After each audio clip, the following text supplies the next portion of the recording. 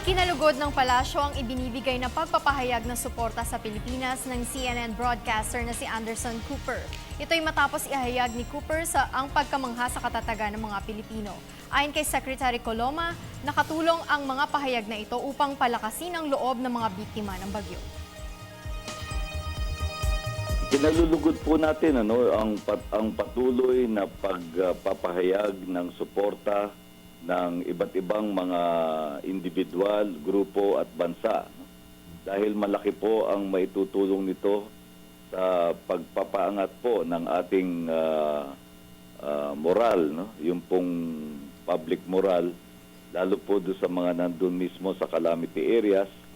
Sabi nga po ng Pangulo doon sa kanyang panawagan, sa kanyang talumpati sa KBP, sana po ang mga mamahayag ay makatulong din doon sa pag-angat ng moral, lifting the spirits of the Filipino people. Dahil kailangan po natin ngayon yung katatagan ng kalooban para po mas maging mabilis yung pagbabagong tatag ng ating mga nasalantang pamayanan.